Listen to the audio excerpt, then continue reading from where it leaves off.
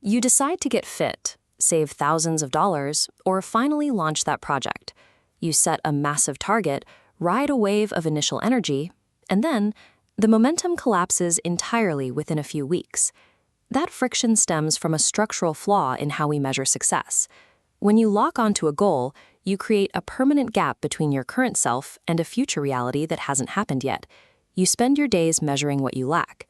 This creates a cycle of delayed happiness.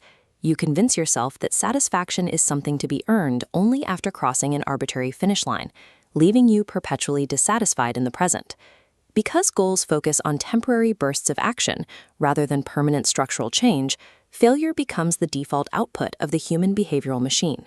Psychologist Roy Baumeister identified the mechanical reason for this collapse through a concept known as willpower depletion.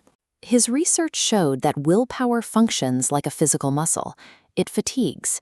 Every decision made and every temptation resisted drains your capacity for self-control, meaning it cannot serve as a reliable, permanent fuel source. When a plan relies entirely on this limited reserve, a single missed step often leads to total abandonment. You skip one workout or break your diet, the resulting guilt takes over, and the entire pursuit stops. Most people struggle because they attempt to power their long-term behavior with a fuel source that is mathematically guaranteed to run out. Systems theorist John Gall established a rule for analyzing human behavior. When a behavior fails, the flaw typically lies within the system rather than the operator. This diagram illustrates Gall's framework. Every system operates through three components: inputs, processes, and outputs. Mapping a fitness objective clarifies this. Nutrition and workouts are inputs.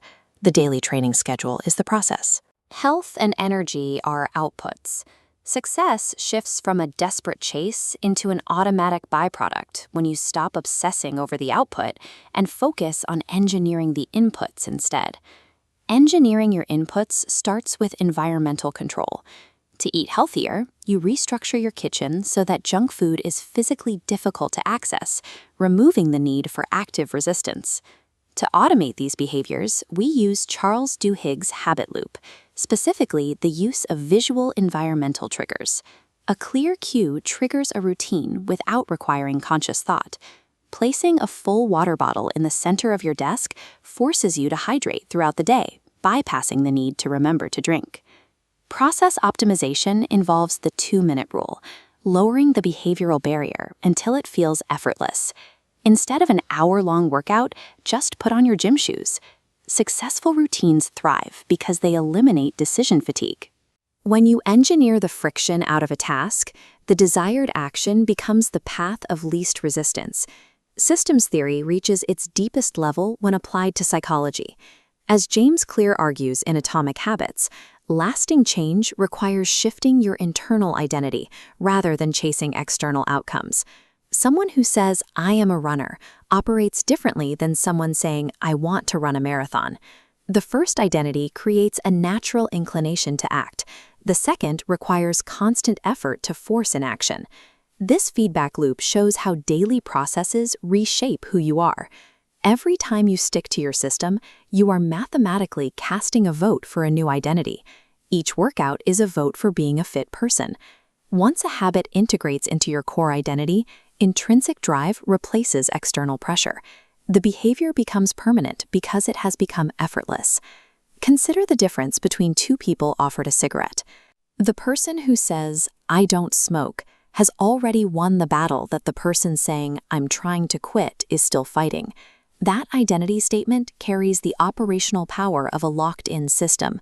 This does not require throwing out goals entirely. Without a target, a system risks becoming aimless productivity. You still need an objective to set your bearing. They work in tandem. Goals function as the compass to set the direction, while daily systems serve as the physical engine that creates actual progress. You do not rise to the level of your goals. You fall to the level of your systems. Your results will follow the machine you build. Stop chasing the finish line and start building the machine that makes success inevitable.